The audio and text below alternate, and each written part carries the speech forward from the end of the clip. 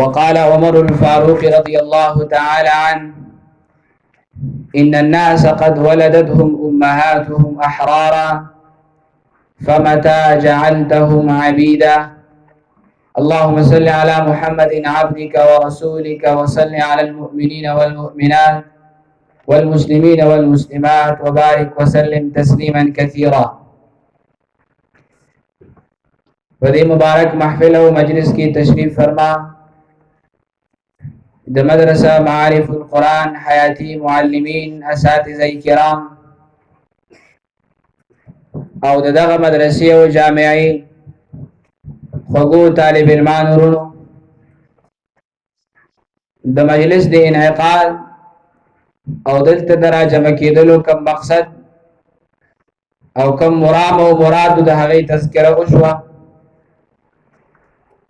ټیم هم مختصر دی، زه صرف ستاسو د وړاندې یو دوه خبرې عرض کول غواړم. اولنۍ خبره ده چې الله جل جلاله دنیا کې درې غټ نعمتونه پیدا کړي دي.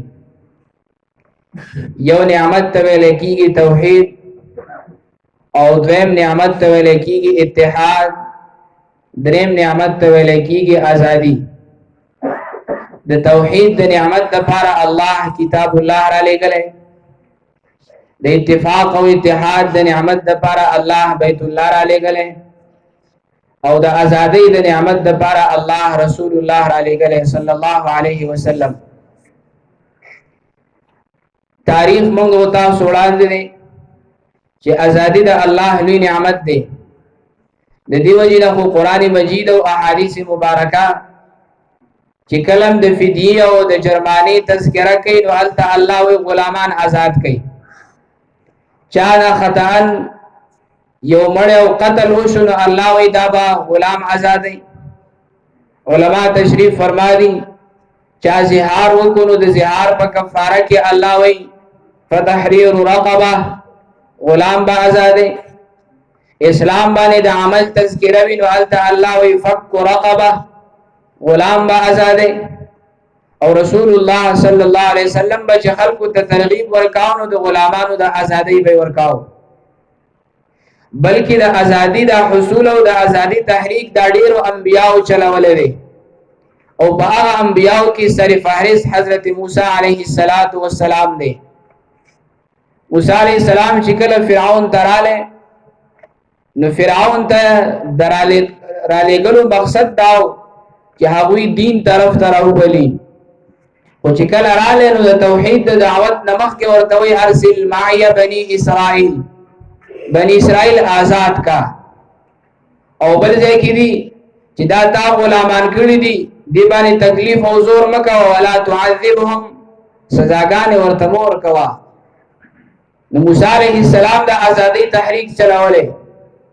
رسول الله صلی الله علیه وسلم چې دنیا ته راغلی نو مکه مکرمه کې انسانیت د انسانیت د درجې نه لاندې د حیوانیت درجې ته رسېدلی و. او انسان چې کله د انسانیت د مقام نه راپرېوځي دا د غلامۍ په دلدل کې نښلي. موسی نبی کریم صلی الله علیه وسلم راغلی، خلکو ته د ازادۍ ترغیب ورکو، درس ورکو، الله هغوی آزاد کړل. ریاست مدینه قائم شو، به مکه مکرمه فتح شوه، حجاز فتح شو، اسلام لاړې دنیا ته. او صحابه کرام چې بشر تدل نو هغوی ته ویل ان الله تعالی ابتعثنا ان نخرج العباد من عبادة العباد الى عبادة الله. من دې لپاره الله را لېږلي چې بندګان د بندګانو د بندګۍ او د غلامۍ نه آزاد کړو. نعمت د ازادي څومره لوی نعمت دی، دې باندې تفصیلي خبره کېدلی شي. دلته موږ ته الله په دې وطن کې ازادي راکړې. تاسو مخې ته تاریخ وي د بر صغیر پاک و هند، د پاکستان، هندوستان او د بنگلاديش چې دې باندې 200 کاله د برتانی استعمار د هغه انګريزانو تسلط او قهر او غلبه چلیدلې ده. مسلمانانو باندې به ظلمونه کول، علما به شهیدان کول، اسلام باندې پابندي وا، اسلامي اقدار پامال کړیو، اسلامي احکامات د خپل لاندې کړیو. علما تحریک او چلاو. 1857 جنگ آزادی مشهور جنگ وشو، مسلمانانو ته ظاهری شکست وشو خو تحریک ختم نشو. تحریک ریشم رومال د شیخ الهند مولانا محمود حسن رحمه الله په سرکردګۍ او سربراهۍ کې وچلېدو، ظاهري خساره او تاوان او ناکامي وشوله خو تحریک ختم نشو. سن 1919 کې هغوی سیاسي جدوجہد شروع کو او د هغه قربانو په سلسله کې کوم تفصیل کې لاړ شو نو 50,000 خو صرف علما هغوی ونو ته ځوړند کړي او پانسي کړي دي. بعضې به د خنزیرانو په سرمنو کې وګنډل، ورته به ورګزار کړل او وبه سېدل. بعضې داسې هم چې هغوی به د توپونو خولې ته وتړل او وابه لوزول، خو تحریک ختم نشو. تحریک جاری روانو بالآخر 14 اگست 1947 27 رمضان المبارک د شپې 12 بجې وي 11:55 باندې د پاکستان د ازادۍ اعلان وشو او به شپږ منټه بعد د هندستان د ازادۍ اعلان وشو. نو دیو جن هغوی په سبا له ازادي مناوي 12 تاریخ باندې تاریخ بدلیږي 12 بجو باندې د شپې. زمونږ هغه 5 منټه کم 12 بجې اعلان وشو، نو ځکه موږ 14 اگست باندې ازادي مناو او هغوی د 12 بجو نه بعد اعلان وشو، هغوی 15 اگست باندې ازادي مناوي. وګورئ طالب علمان ورونو، هندوستان او پاکستان او دوانو په شریکه د انګريز نه ازادي حاصله ولا به دا دوانو ملکونه خپل منځ کې یو بل سره ولې جدا شو. د هغه وخت مسلمانانو یو نعره ولګوله چې پاکستان کا مطلب کیا لا اله الا الله. پاکستان من د لا اله الا الله د پر حاصلو چې دلته نظام د الله وی، قانون به د الله وی، دا به اسلامی فلاحي او مثالی ریاست وی. خو افسوس صد افسوس چې او یا کال وشو داسې حکمران او قائد رانه چې هغه لا اله الا الله وای نظام قائم کی. نو دا وطن دا زمون په وینو آزاد دی، زمون په قربانو آزاد دی. زمون د پښتنو مشرانو د وطن د ازادۍ لپاره ډېر لوی قرباني ورکړي دي. ټیم نشته تاسو د تفصیل بیان کوم. زمون د دې پښتني خاوري لیډر او قائد حاجی تورنزی رحمه الله چې نن په مومندو کې د هغه قبر دی، هغه تحریک چلولې دی.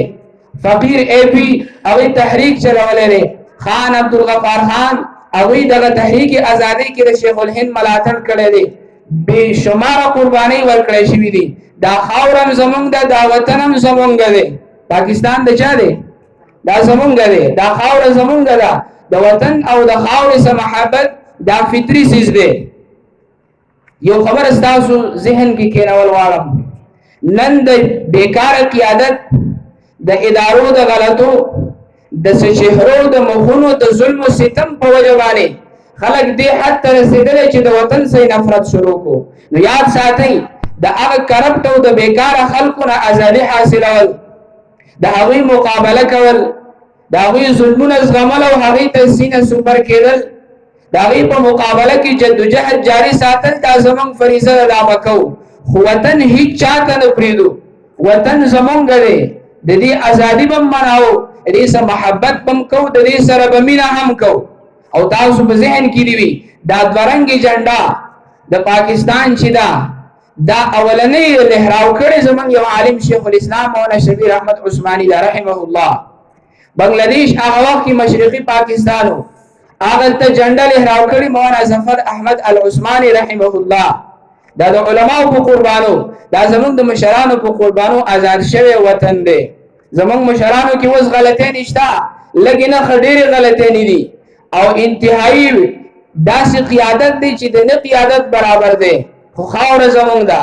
د دې مثال داسې دی لکه زما استاد کور دی، ما او تا په خرچه کړې ده، ما او تا په خولت یې کړې ده، محنت هم ډېر کړی، جوړ کړم، خپل کورم جوړ کړی دی، ډیراو بیٹک هم پکې برابر دی، کمرې هم برابر دي، د اوبو نظام هم پکې شته، بجلی پکې هم شته. خو دوه درې ډاکوان رالو او دا کور زما استانه په زور قبضه کو. نو ما او تا به دا کور رانو کو، ډاکوان به تیوباسو، کور به نو رانو، کور خو زما دی، ما په خرچه کړې، ما په خولت یې کړې، ما په محنت کړې، ما په وخت ضایع کړی دی. زه به کوشش کوم چې په داسې طریقه د ډاکوان د دې کور نه وباسم چې کورم خراب نشي او د ډاکوان نه شي خالی شي. دغه رنګې دا وطن مونږ آزاد کړی، په دې کې قربانۍ زمونږ د مشرانو دي. دا د لا اله الا الله په نوم باندې آزاد شوی دی. که په دې باندې داسې خلک مسلط دي چې د اسلام نه بې خبره دي، د وطن د مقصود اصلي نه بې خبره دي، د دې وطن د د نشئ او د جوړېدو د مقصد نه به خبره دي د وطن سره دښمنی نه کوو هغه خلک به د وطن نه وباسو کوشش وکړو قیادت ځان تراولو داسې مشران منتخب کو چې د وطن باندې هم خفه کیږي په دې خاوره باندې هم خفه کیږي او دا یاد ساتئ ډیر خلکو نه دا غلطي کیږي او الله د نور خلک راولي چې د ملک قبضه کی یاد ساتئ کله چې یو قوم یو ملک مقبول شي د چا په غلامۍ کې ورشي د هغه وخت نه دی الله مونږ وساتي نن تاسو غزه او د فلسطین حالات وګورئ چې هغه باندې اسرائیل قابض دي او هغه غلامان جوړ کړي دي بوډایګانې زنانې د هغه اسرائیل فوجین سپیور پسې پریدي هغه زنانه هغه راکاږي بوډۍ سپین سری بوډایګانې دا ولې ځکه هغوی د یهودو په قبضه کې دي نن تاسو کشمیر وګورئ چې کشمیر باندې ظلمونه ولې دي ځکه چې هغه مقبوض دی افغانستان کې چې د خلکو قرباني ورکړه خپل ویني توی کړي خپل بچي یتیمان کړل خپل میاندې بوري کړي دا غي وجه دا و چې امریکا په قابض و نن هغه ته الله ازادي ورکړه دا ازادي موږ ډېر په مهنت باندې حاصل کړي ازادي حاصلول دا یو پارت کې دی به دا ازادي باقی پاتې کول دا د هغه نه اهم دویم پارت کې دی لکه مثال په تور پراپرټي کې فصل کول دام ضروری دي خو به دا فصل سوکیداري هم ضروری ده چې سينه ډوډۍ بيزي واغاني ولخري ازادي مو حاصل کړی دا اوس دا هغه ازادي حفاظت کول دا زموږ ذمہ داری ده دا موږ چاته پریدونو راکم خلک چې موږ د هغوی پوجا د وطن سره بے رغبتی او بے مینه شروع کړی دا هغه خلکو بار ملکونو ته بلار شي دا وطن زموږ د زموږ استاد خو بل زیشته نو دا الحمدلله د ازادي نعمت دا هر انسان ته معلوم شي چې کله هغه په سزا کې رابن شي دا ګوري تاسو د مدرسې کې اوس ناز دی نو ټیک د تاسو غلامان او پابند نه یو استاد زړه کې ادارې چې په دې ګیټ وزو لاړ شو دا ته په انتظار یې کني حالانکه د الله کور دی د الله رحمتونه راوړي خو بیا هم ازادي د انسان فطرت د اجتماع دی مواله اوس دا ازادي چې تاسو میلاو شي نو دا هغه ازادي مقصد دا چې ته ځان کور ته ورسې او خدای ما کته بهر وځي او کم دي ته پری وځي نو دا غینه خو به په دې مدرسې کې کېناستل خري دا وطن موږ آزاد کړل د لا اله الا الله د پاره اسلامي نظام د پاره د وطن حفاظت بم کو د لا اله الا الله حفاظت بم کو څوک چې وطن راني یا د وطن مقصد ضایع کوي دا غي په خلاف باندې بمنګ ودرېګو منګ په میډیا باندې سوشل میډیا باندې د خپل انداز د خپل گفتار او کردار په ذریعہ خلکو ته دا پیغام ورکړي چې دا وطن زمونږ دی وطن سبا زمونږ مینه وطن سبا زمونږ محبتي دا څه وکړو ان شاء الله کنه وکړو د وطن د لپاره دعا کوو چې الله دې حفاظت وکړي کوم خلک چې دا ورانول غواړي پروردګار د خپل قهر په سبيله باندې ختم کړي او دا ملک چې د کوم مقصد لپاره حاصل شوی الله هغه مقصد مونږ ته حاصل کړي دغه دعا بم کوو مهنت بم کوو ان شاء الله العزيز الله جل جلاله دې مونږ ته عمل کولو توفیق را نصیب کړي دا اوس ته الله کامیابی او کامیابی نصیب کړي